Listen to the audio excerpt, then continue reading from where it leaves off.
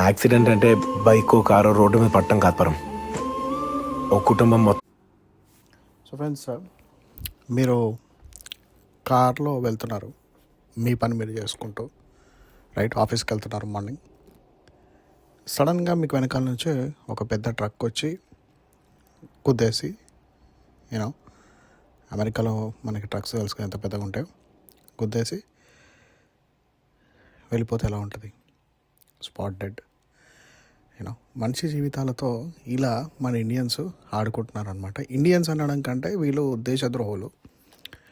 చాలామందిలో ఈ పాడ్కాస్ట్ నేను చేయడానికి కారణం ఎందుకంటే నా బాధ్యతలా చేద్దాం అనుకుంటున్నాను. సో ఇది ఆలోచించడానికి ఎంత స్కేరీ ఉందంటే, ఈ ఈ ఇల్లీగల్ ఖలిస్తానీస్ ఎవరైతే అమెరికాలో వచ్చి యూనో ఈ ట్రక్ డ్రైవింగ్ చేస్తున్నారో, సో దీని గురించి అయితే నేను మాట్లాడదాం అనుకుంటున్నాను ఇవాళ.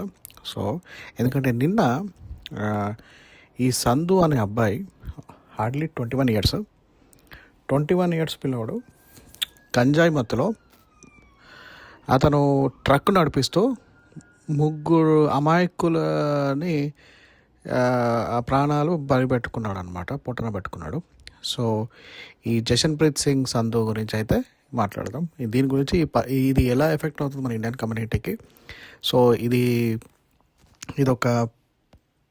ఒక యూనో లైక్ ఒక చాలా మనం మాట్లాడుకోవాల్సిన టాపిక్ ఇది. సో అదే నుంచి అయితే మాట్లాడదాం. సో ఫ్రెండ్స్, నేను ఈ I-10 ఏదైతే I-10 ఫ్రీవే ఉందో ఒంటారియో మీద ఈ యాక్సిడెంట్ అయిందనమాట. సో ఈ I-10 ఫ్రీవే ఒంటారియో దగ్గర చాలామంది తెలుగు వాళ్ళు ఉంటారు. మన తెలుగు కమ్యూనిటీ విపరీతంగా ఎక్కడైనా పెరుగుతుంది లాస్ ఏంజల్స్ సైడ్లో అంటే అది వచ్చేసి I-10 దగ్గర ఒంటారియో. ఎందుకంటే ఇక్కడ కొద్దిగా అఫోర్డబుల్గా ఉంటుంది అనమాట మనకు లాస్ ఏంజల్స్లో. మనకి లాస్ ఏంజల్స్లో ఎప్పుడన్నా ఇల్లు కొనాలంటే చాలా ఎక్స్పెన్సివ్ ఉంటుంది. ఆల్మోస్ట్ 1 మిలియన్ స్టార్ట్ అవుతాయి. 1 మిలియన్ లోపు మనం ఇల్లు కొందామంటే మనకి లైక్ అన్నీ చాలా పాతిళ్ళు దొరుకుతాయి అనమాట. సో ఇది లైక్ యూనో లైక్ ఇది రివర్ సైడ్ ఒంటారియో అటు సైడ్ అది చాలా బూమింగ్ ప్లేస్. సో ఈ ప్లేస్ ఎవ్వరికీ ఐడియా లేని టైంలోనే నేను అక్కడ పనిచేసేవాడిని ఒక 14 ఏళ్ళ కింద. సో ఏదైతే పిల్లోడు ఎక్కడైతే ఈ యాక్సిడెంట్ అయిందో ఎగ్జాక్ట్ అక్కడే మా ఆఫీస్ ఉంటుండే అనమాట. సో నేను అదే ఫ్రీవే మీద ఎవ్రీడే ఒక 8 సంవత్సరాలు నేను ట్రావెల్ చేశాను అనమాట. సో నాకు ఒళ్ళు ఒకటేసారి ఇలా గగ్గురు వచ్చింది. Like what if I was in that situation, right? ఎవడో ఇండియా నుంచి ఇల్లీగల్గా వచ్చిన పిల్లోడు, 21 ఏళ్ళ పిల్లోడు గంజాయి మత్తులో వెనకాల నుంచి ట్రక్ అనేది సెమీ ట్రక్ అనేది అంత పెద్ద అది తీసుకొచ్చి వెనకాల నుంచి గుద్దేస్తే ఏంటి మన పరిస్థితి అనేది. అది మన సన్న సత్యమూర్తిలో ఒక డైలాగ్ ఉంటుంది కదా, యాక్సిడెంట్ అంటే బైక్ కారు రోడ్డు మీద పట్టడం కాత్పరం ఓ కుటుంబం మొత్తం రోడ్డు మీద పడిపోవటం. యాక్సిడెంట్ అంటే ప్రాణాలు పోవడం కాదు, ఒక కుటుంబం మొత్తం రోడ్డు మీద పడుతుందని. సో ఆ డైలాగ్ ఆ త్రివిక్రమ్ గారు ఎంత ఆలోచించి రాశారు అనేది మనకు అర్థమవుతుంది. సో అమెరికా లాంటి సేఫెస్ట్ కంట్రీ, అమెరికా లాంటి సేఫెస్ట్ డ్రైవింగ్ రూల్స్ ఉన్న కంట్రీలో ఇలాంటి ఇల్లీగల్స్ రావడానికి కారణం ఏంటి, అసలు ఎందుకు ఇలా జరుగుతుంది అనే దాని గురించి అయితే మనం డిస్కస్ చేస్తాం. నాకు తెలిసి నేను చెప్తున్నాను. సో నేను ఇదే ఫ్రీవే మీద గత 10 ఏళ్ళు ట్రావెల్ చేస్తానండి. ఇప్పటికీ ఎప్పుడైనా వెళ్ళాలంటే అటే వెళ్తాను. ఈ I-10 అనేది ఎంత పెద్దదంటే మనకు ఆల్మోస్ట్ ఇక్కడ మన శాంటా మోనికాలో ఎక్కడో స్టార్ట్ అవుతే అది అక్కడెక్కడో ఫ్లోరిడాలో ఎండ్ అవుతుంది అనమాట. సో నేను ఈ I-10 పట్టుకొని నేను ఒకసారి రోడ్ ట్రిప్ కొట్టాను. ఇక్కడ నుంచి మనం టెక్సస్ అన్నీ కొట్టాను అనమాట. అంటే అంత పెద్దది, టెక్సస్ కూడా వెళ్ళిపోవచ్చు ఒకటే రోడ్డు పట్టుకొని మనం. సో ఏంటంటే ఇది మన ఒక 11-12 ఇయర్స్ బ్యాక్ నేను ట్రక్స్ మీద చీమా అని, సంధు అని ఇట్లా ఇండియన్ పేర్లు చూస్తే నేను చాలా ఎగ్జైట్ అయిపోయేటోని, ఫోటోలు తీసుకునేటోని. ఓకే, అండ్ దెన్ నేను ఒకసారి సాక్రమెంటో వెళ్తే మన లాస్ ఏంజల్స్ నుంచి సాక్రమెంటోకి వెళ్తే అక్కడ ఒక పంజాబీ డాబా ఉందన్నమాట. ఏది మన ఇండియన్ స్టైల్ పంజాబీ డాబా, ఇట్లా రోడ్డు మీద డాబా పెట్టి పైన పంజాబీ స్టైల్లో కటక మంచాలు అంటారు కదా, మన సుతిల్ తాడుతో చేస్తారు మంచాలు. సో ఆ మంచంలో పెట్టి చికెన్ అందం పెట్టి బయట అమ్మేటోడు అనమాట. లిటరల్గా లుంగిలు కట్టుకొని ఆడ పంజాబీస్ తింటుంటే అన్ని ట్రక్ స్టాప్ లాగా ఉంటే నేను చూసి అరే ఏంద్రా బాబు ఇది అమెరికానా ఇండియానా అన్నట్టు పంజాబ్లో ఉన్నాం అన్న ఫీలింగ్ వచ్చేస్తుంది అక్కడికి వెళ్తే. సో అలా బేకర్స్ ఫీల్డ్ ఇలాంటి ఏరియాస్లో విపరీతంగా వీళ్ళు వచ్చేసారు, లైక్ పంజాబీ వాళ్ళు వచ్చారు. అండ్ మీకు అక్కడికి వెళ్తే మీరు బయట సైన్ బోర్డ్స్ కూడా మీకు పంజాబీలో రాసుంటాయి, గురుద్వారాలు ఉంటాయి. సో ఒకరోజు నేను ఒక ఒక 10 years బ్యాక్ అట్లా 2014 నాకు బాగా గుర్తు, ఎందుకంటే అదొక ఆ రోజు ఒక ఇంపార్టెంట్ డే అనమాట. నేను మా ఇంట్లో వాళ్ళతో ఫ్యామిలీ అందరితో తీసుకొని నేను స్టోర్కి వెళ్ళాను, ఇండియన్ స్టోర్కి వెళ్తే అక్కడ బయట ఒక పంజాబీ ముసలోడు, వాడు ఆల్మోస్ట్ ఒక 80 years ఉంటాడేమో. 80 years వాడు వచ్చి వాడు కారు వాడే పార్క్ తప్పుగా పెట్టి ఉల్టా బయటకు వచ్చి నువ్వు నీ ఇండియా అనుకుంటున్నావా, మీ ఇండియన్స్ అంతా ఇంతే అది అని అంటున్నాడు. ఏంది వీడు ఇండియన్స్ అని అంటున్నాడు, వీడు ఇండియన్ కాదని నేను మనసులో అనుకున్నాను అని వెళ్ళిపోయాడు. అరే నువ్వే కదరా తప్పు అంటే ఇక మా ఇంట్లో ఆపారు. అరే నువ్వు ఇప్పుడు లైక్ ఏమనకన్నట్టు అన్నారు. నేను కూడా ఏమనలేదు అతన్ని.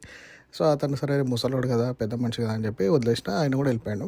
సో తర్వాత ఏంది, నేను తర్వాత ఫారమ్స్లో ఎక్కడో చూస్తే ఒకసారి ఒక చిక్కులోడు ఒక అతన్ని, ఒక ఇండియన్ని విపరీతంగా ఇన్సల్ట్ చేసి నేను చంపేస్తానని బెదిరిస్తున్నాను అనమాట. నాకు అర్థం కదా, అరే మనకి చిన్నప్పటి నుంచి ఏంటంటే విపరీతంగా బ్రెయిన్ వాష్ చేసి పెట్టారు.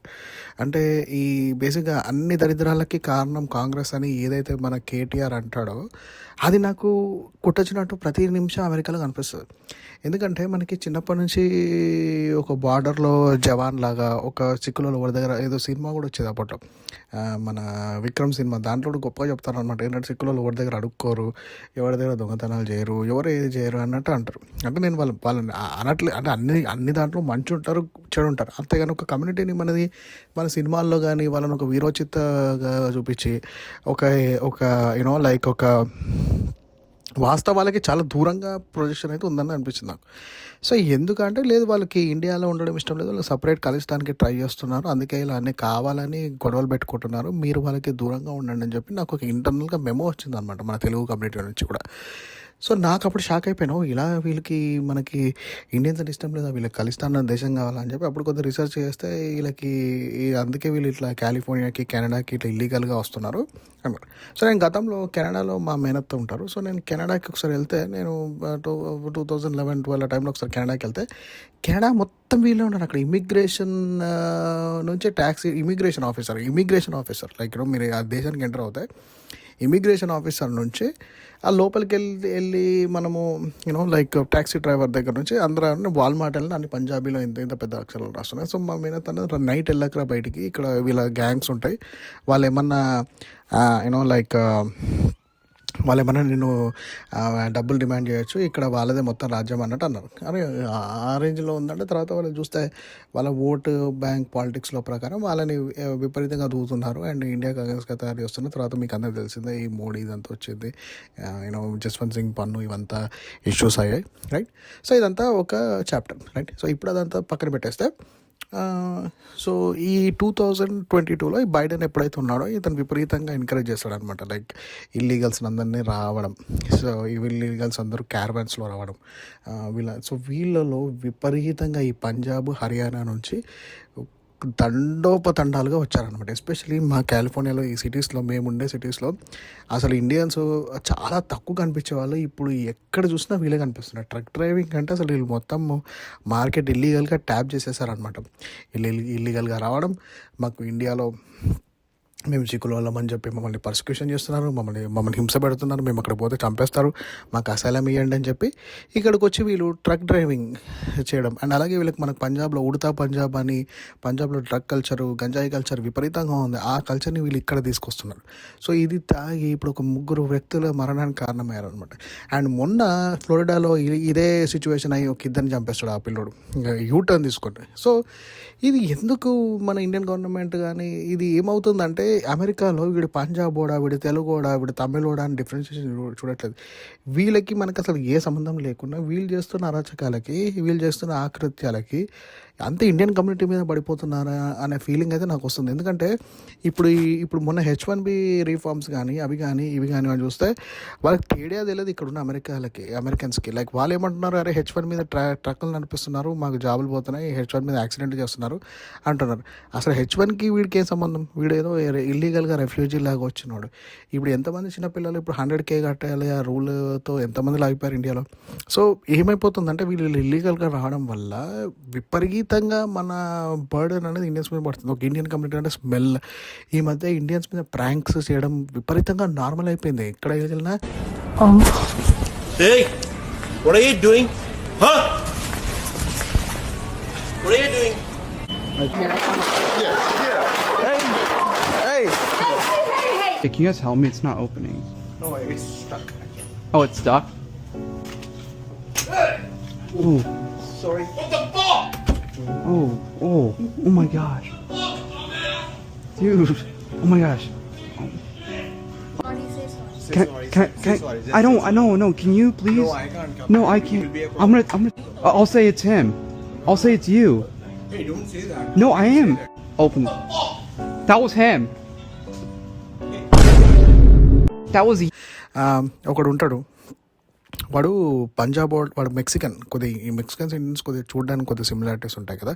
సో అతను ఇండియన్ లాగా మరీ రాజుల కాలంలో మహారాజాలాగా చండాలంగా తయారై వాడు ఇండియన్ వాళ్ళలాగా వీళ్ళలాగా నెత్తుప్పుకుంటూ పంజాబ్ వాళ్ళలాగా ప్రతి ఒక్కరి దగ్గరికి వెళ్ళి ఇండియన్స్ అందరిని హెరాస్ చేస్తుంటాడు అనమాట. వెళ్ళి యూనో లైక్ అన్ని వాళ్ళ వైఫ్ ఉంటే వాళ్ళ వైఫ్ని మీరు బాగున్నావు అంటూ ఫ్లవర్స్ ఇస్తాడు.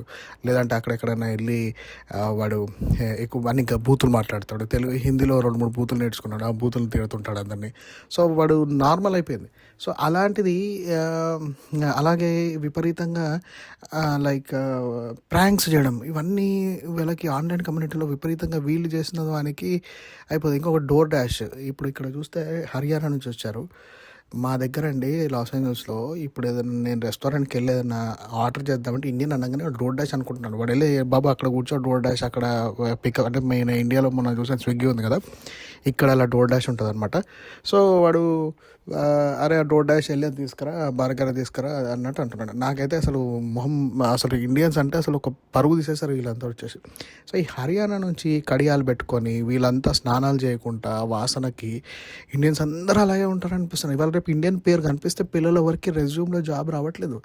ఇండియన్స్ ఎంతమంది పిల్లలు మన వాళ్ళు తెలుగు వాళ్ళు H1 మీద F1 మీద అవస్థలు పడుతున్నారు. సో వీళ్ళు చేస్తున్న ఆకృత్యాలకి ఒక కమ్యూనిటీ మీద పడుతుంది. సో గవర్నమెంట్ ఏం చేస్తుంది, ఇండియన్ గవర్నమెంట్ వీళ్ళని ఎందుకు ఇలా వదిలేశారు అనేది మనం ఆలోచించాలి. ఇదంతా ఆలోచించడం కంటే మొన్న వెరైటీగా one of the door dasher గాడు వాళ్ళు ఇండియాలో వాడు ఒక 50 లక్షలు 60 లక్షలు అప్పులు చేసి పొలాలు అమ్ముకొని వస్తున్నాడు. ఇండియా నుంచి వచ్చినప్పుడు వాడు ఏం చేస్తున్నాడు, ఇక్కడ రాగానే వాడు కార్ కొనుక్కోవాలంటే ఇన్సూరెన్స్ కావాలి, ఇవి కావాలని ఆలోచించి మోపెడ్ ఏది 2 వీలర్ బైక్స్, మన స్కూటీ లాంటి బైక్స్ కొనుక్కొని దాని మీద డోర్ డాషింగ్ చేస్తున్నారు. అది నెత్తి కొట్టేసినట్టు అవుతుంది ఇక్కడ ఉన్న ఇండియన్స్కి. మీరు ఐటీ జాబ్లో చేసుకుంటా తెలుగు వాళ్ళు మంచి కార్ కొనుక్కొని మంచి లైఫ్ స్టైల్లో ఉంటాయి. వీడు వచ్చి ఈ స్కూటీల మీద తీసి ఇండియన్స్ అందరూ స్కూటీలు కొనుక్కుంటారు అని చెప్పి ఆడ రెడిట్లో ఫోటోలు తీసి పెడుతున్నారు. నేను లిటరల్గా నమ్మలేదు, కానీ నా కళ్ళతో చూశాను. నేను వీడియో కూడా తీశాను, పంపిస్తాను మీకు ఎప్పుడైనా, ఇక్కడ పెడతాను. సో ఐ మీన్ లైక్ అంటే వాడి ఆర్థిక పరిస్థితులని కానీ వీడు 60 లక్షలు పెట్టి ఇండియాలో, నాకు 50 లక్షలు 60 లక్షలు ఇండియాలో ఉంటాయి, నేను సుకూన్గా ఉంటున్నట్టు నా టైంలో రైట్. ఇన్ని అవస్థలు కూడా ఎవరైనా అమెరికాకి ఎందుకు వస్తారో అమ్ముకొని, వీడు వచ్చి ఇల్లీగల్గా వచ్చి వేరే ఉన్న వాళ్ళని చెడగొట్టడం కాకుంటే అసలు ఏమన్నా సెన్స్ ఉందా? ఆడ న్యూయార్క్లో ఇలా వెనిజులన్స్ ఇలాగే 2 వీలర్స్తో చేస్తున్నారని చెప్పి వాళ్ళు లైక్ కార్లతో, పోలీస్ కార్లతో క్రష్ చేసేసారు 2 వీలర్స్ని. మీరు చూడండి, ఆ వీడియోస్ ఉంటాయి న్యూయార్క్, యూట్యూబ్లో కొట్టి చూడండి, న్యూయార్క్ 2 వీలర్స్ అని కొట్టి చూడండి. ఇప్పుడు ఆ సిచ్యువేషన్కి తీసుకొచ్చేటట్టున్నారు వీళ్ళు. ఎలా అంటే 2 వీలర్స్ కనిపిస్తే రియల్గా ఆట విడుపుగా 2 వీలర్స్ కొనుక్కున్న వాళ్ళని కూడా వీళ్ళు స్కూటీ లాంటి బ్యాటరీ వెహికల్స్ని దానికి లేపేసేదాకా వీళ్ళు చేసేటట్టున్నారు. ఏదన్నా ఉంటే దాన్ని ఎక్స్ప్లాయిట్ చేసి ఎక్స్ట్రీమిజం చేయడం ఈ హర్యానా పంజాబ్ వాళ్ళకి ఒక అలవాట్లాగా మారిపోయింది అనమాట. ఇది వీళ్ళని తప్పుపడడం కాదు, కానీ వాళ్ళకి అది కల్చర్ అలా వచ్చేసింది. అది ఎందుకు వచ్చింది, ఎలాగ వచ్చిందని మనం పక్కన పెట్టేస్తే, ఇది ఎలా అయిపోయిందంటే అండి, ఒక ఇంట్లో ఉన్నాం రైట్, ఇంట్లో అన్నదమ్ములు ఉంటే ఒక అన్నదమ్ములు ఒక్కడు చెడ్డోడు అయితే వాడి వల్ల మిగతా నలుగురికి పరువు తీసిన పని అయినట్టు అవుతుంది. జస్ట్ ఇదే ఎగ్జాంపుల్ అవుతుంది ఇప్పుడు ప్రతిరోజు అమెరికాలో. ఒక మీరు ఒక సివిక్ సెన్స్ లేకుండా, ఒక చదువుకోకుండా మీరు అమెరికా రావాలంటే ఏంటండి, ఒకప్పుడు ఎంత కష్టపడేవాళ్ళు. స్ట్రీట్ లైట్ల కింద చదువుకున్న వాళ్ళు, మా ఇంట్లో వాళ్ళు అమెరికాకి రావడానికి డాక్టర్స్ అయ్యారు. స్ట్రీట్ లైట్ల కింద చదువుకొని గాంధీ మెడికల్ కాలేజ్లో సీట్లు కొట్టి వచ్చారు ఇక్కడికి. లైక్ ఐటీలో ఎన్నో ఇయర్స్ పనిచేసి సిటీఎస్లో, టీసీఎస్లో, టాటా కన్సల్టెన్సీలో, క్యాంపస్లో జాబులు చేసి ఉస్మాన్ యూనివర్సిటీ నుంచి ఐటీలో ఉన్నారు మా బ్రదర్స్ కానివ్వండి. లైక్ మేము కానివ్వండి, నాకు తెలిసి ఎంఎస్ చేసి డబుల్ ఎంఎస్లు చేసి పిహెచ్డి కోసం వచ్చిన వాళ్ళు ఉన్నారు. ఇలా చదువుకొని అమెరికాలో మీరు ప్రూవ్ చేసి మీరు జిఆర్ఎల్ రాసి టోఫెల్ రాసి వస్తే అదొక రెస్పెక్ట్ ఉంటుందా? లేకుంటే ఇలా దొంగతనంగా వచ్చి దొడిదారిలో వచ్చి ఉన్న వాళ్ళు కష్టపడి వచ్చిన వాళ్ళని వాడికి ఒక అమెరికాకు వచ్చాడంటే వాడికి ఒక పోర్ట్ఫోలియో ఒక ప్రొఫైల్ ఉండేది ఒక 10 ఏళ్ళ కింద. ఇప్పుడు చూస్తే ఇప్పుడు వాళ్ళకి వీళ్ళకి ఏం తేడా ఉంది? తేడా పక్కన పెట్టేసండి, మీరు వచ్చి ఉన్న వాళ్ళని చెడగొడుతున్నారు కదా మీ స్వార్థం కోసం. నీకు 50 లక్షలు పెట్టి అప్పులు చేసి అమ్ముకొని పొలం ఉన్నప్పుడు ఆ 50 లక్షలు నేను ఇండియాలో నువ్వు ఉండలేవా? దానికోసం నువ్వు ఇంత అపసప్పాలు బట్టి ఇక్కడ ఇల్లీగల్గా వచ్చి ఈ డుంకీలో వచ్చి ఇక్కడ ఉన్న వాళ్ళ ప్రాణాలు తీసే అంత హక్కు నీకు ఎవరిచ్చారు? సో ఇప్పుడు ముగ్గురు అమాయక ప్రాణాలు పొట్టలను పెట్టుకున్నాడు ఇవాళ. అండ్ మొన్న అతను పెట్టుకున్నాడు. అండ్ మళ్ళీ గుజరాతీ వాళ్ళేమో స్కామ్ల మీద స్కామ్లు చేస్తున్నారు ఇండియాలో. ఈ నిజంగా చెప్తున్నానండి, తమిళ వాళ్ళని మనం అప్రిషియేట్ చేయాలి, అలాగే మన తెలుగు వాళ్ళు కూడా అప్రిషియేట్ చేయాలి. మనం కష్టపడి జాబ్ చేస్తాం ఐటీలోనో ఎక్కడనో, ఆర్ లేదంటే స్టోర్ పెట్టుకుంటాం, లేదంటే ఏదైనా చిన్న బిజినెస్ పెట్టుకుంటాం నాలుగా ఓన్గా. బట్ ఏంటంటే ఇలా ఏదైనా ఒక రూపాయి నిజాయితీగా సంపాదించడానికి ట్రై చేస్తాం, కానీ వీళ్ళు ఎలాంటి ఎథిక్స్ లేకుండా ఇలా నార్త్ నుంచి వచ్చి వీళ్ళు ఈ విపరీతమైన స్కాములు చేయడము ఇవన్నీ చేయడం వల్ల ఒక లైక్ ఇక్కడ గవర్నమెంట్కి వీసా రూల్స్ ఉన్న వాళ్ళని ఇబ్బంది పెట్టే చర్యలు అయితే ప్రేరేపిస్తున్నారు అనమాట. సో ఇది ఎలా అనేది మనమైతే ఆలోచించాలి. అండ్ దీనికి ఏదన్నా మోడీ గారు ఏమన్నా చెప్పాలి, ఒక క్లియర్ డిఫరెన్షియేషన్ అనేది మన కమ్యూనిటీ, తెలుగు కమ్యూనిటీ. ఇప్పుడు మనం చేయాల్సింది ఏంటంటే, నా పాడ్కాస్ట్ ఒక 2-3 తెలుగు వాళ్ళు ఉన్న అమెరికాలో మనం చేయాల్సింది ఏంటంటే, లైక్ మనము ఒక లైక్ ఒక తెలుగు కమ్యూనిటీని ఒక strong, like we are not alienated with these people అని ఒకటి చూపించాలి. లైక్ బికాస్ టెక్నికలీ ఇండియా అనేది ఒక లైక్ ఆల్మోస్ట్ లైక్ యూరోప్. ఒక్కొక్క స్టేట్ ఒక్కొక్క కల్చర్ ఉంది. ఒక్కొక్క స్టేట్కి వాళ్ళకి మనకి ఏం సంబంధం? లైక్ ఫర్ ఎగ్జాంపుల్ వాళ్ళు తినే ఫుడ్ వేరే, మనం తినే ఫుడ్ వేరే, తెలంగాణలో తినే ఫుడ్ వేరే, ఆంధ్ర తినే ఫుడ్ వేరే. సో నేను అనేది ఏంటంటే, అట్లీస్ట్ మనం ఒక తెలుగు కమ్యూనిటీని మనం ఒక హైలైట్ చేసి మనం ఎలినేటెడ్గా ఉంటేనే కొద్దిగా డిఫరెన్షియేషన్ రావాలి వీళ్ళకి. అరే ఎవడన్నా ఇండియన్ కనిపిస్తే ఐదర్ వీడు అంటే మన గుజరాత్ పంజాబీ అనే డీప్గా ఆలోచించే ఇది ఉండదు కదా బయట వెస్ట్లో ఉన్న పీపుల్కి. Everyone will think that we are all same. And వాళ్ళు చేస్తున్న నేరాలు ఘోరాలని మన మీద పడుతున్నాయి. So it's not sure like ఒక డిఫరెన్షియేషన్ అనేది రావాలి, ఒక డిమార్క్. ఎందుకంటే ఇప్పుడు నా ఫ్యామిలీలోనే ఉన్నారు, ఒక 50 years బ్యాక్ అమెరికాకు వచ్చి డాక్టర్స్ ఉన్నారు. సో వీళ్ళు ఇలాంటి జనరేషన్లో ఉన్న వాళ్ళకు కూడా పేర్లు అనవసరంగా వీళ్ళ పేర్లు పాడవుతాయిలే అని ఒక చిన్న లైక్ ఆక్రందన కూడా నాకు వస్తుంది. సో ఫ్రెండ్స్, ఇదైతే మన నాట్ షూర్ లైక్ దీనికి తోడు మన తెలుగు వాళ్ళు తక్కువ కాదు కదా పార్టీ, ఎస్పెషల్లీ డాలస్ ఏరియాలో, టెక్సస్లో, ఆస్టిన్లో అండ్ హూస్టన్లో ఇలాంటి ఏరియాస్లో లైక్ ర్యాలీలు తీయడం అండ్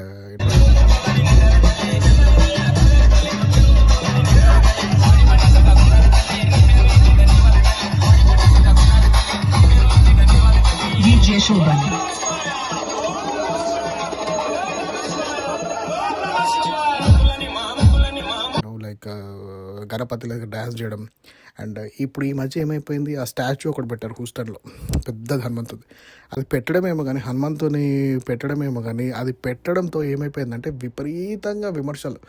అది హనుమంతునికి వీళ్ళు అపమానం చేస్తున్నట్టు అనిపించింది. ఆ పెట్టిన వాళ్ళకి బుర్ర లేదా బుద్ధి లేదా అనే ఇదైతే నాకు ఉంది. ఎందుకంటే మీరు అమెరికాలో ఉన్నప్పుడు ఓకే, మీకు ఫ్రీడమ్ ఆఫ్ స్పీచ్ ఉంది, ఫ్రీడమ్ ఆఫ్ రిలీజన్ ఉంది అన్నప్పుడు మీరు అంత పెద్దది పెట్టి అనవసరంగా ఇక్కడ లేని వాళ్ళకి ఏది ఉన్నా లాస్ట్గా హనుమంతుని దూషిస్తున్నారు వీళ్ళు. దైవ దూషణ చేస్తున్నారు. ఏంటి హనుమంతుని ఎలా పెట్టారు?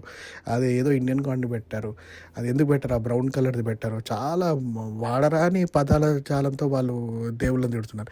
మీరు ఎందుకు అంత ఎక్స్పోజ్ చేయాలి? మీకు అంత భక్తుంటే ఇంట్లో పెట్టుకోండి హనుమంతుని. అంత పెద్ద పెట్టాల్సిన అవసరం ఏమొచ్చింది? అక్కడ కెనడాలో కూడా రాముడిది ఏదో పెద్ద పెట్టారు విగ్రహాలు.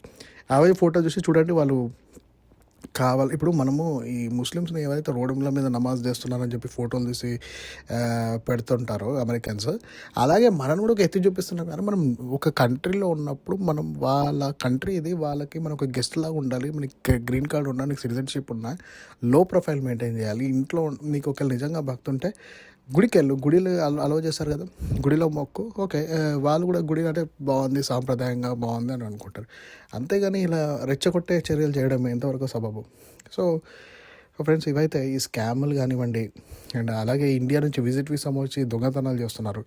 సో ఇవన్నీ ఒక ఇవన్నీ ఇవేంటంటే ఎంకి పెళ్ళి సుబ్బు చావుకొచ్చినట్టు వీళ్ళంతా చేసిన ఇవన్నీ మన తెలుగు కమ్యూనిటీ మీద విపరీతంగా బర్డన్ మనం మోస్తున్నాం. ఎందుకంటే ఇవన్నీ వీసా మీద చూపిస్తున్నారు. వీళ్ళు అవన్నీ వీసాల మీద టైట్ చేయడం, గ్రీన్ కార్డుల మీద టైట్ చేయడం, సిటిజన్షిప్ల మీద టైట్ చేయడం, ఇవన్నీ వీళ్ళు అలా వస్తున్నారు.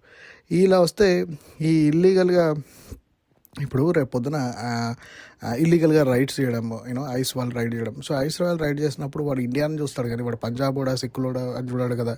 నీకు రేపు పొద్దున నీకు గ్రీన్ కార్డు ఉన్నా నీకు సిటిజన్షిప్ ఉన్నా నేనైతే పట్టుకుంటాడు. పట్టుకొని తర్వాత డిసైడ్ చేస్తాడు నువ్వేంటా అనేది. సో ఇలాంటి లైక్ కొద్దిగా జాగ్రత్తగా ఉండండి. Wake up call for Telugu people. So ఇది చెప్పడం నా బాధ్యత అండ్ నా ఛానల్ పెట్టిన పర్పస్ ఇదే, ఎంటర్టైన్మెంట్తో పాటు నాకు తెలిసింది చెప్పడం అన్నది. సో నా ఫీలింగ్స్ చెప్పడమే ఈ ఛానల్ ముఖ్య ఉద్దేశం. సో అందుకే చెప్పాను ఫ్రెండ్స్. సో మీరైతే విని కొద్దిగా మన జాగ్రత్తలో మనం ఉండండి. కొద్దిగా ఎక్కువ అసోసియేట్ మీకు like we have to stand up like మన తెలుగు కమ్యూనిటీ అనేది ఎలినేట్ అయ్యి మనం ఒక మనం ఇండియన్ కమ్యూనిటీ కాకుండా మనం ఒక తెలుగు కమ్యూనిటీ అని ఒక హైలైట్ చేసుకోవాలనేది నా బాధ అనమాట. సో ఇది ఫ్రెండ్స్ నా చిన్న things which I wanted to share with you, and take care. Love you all. Keep watching my space. Bye.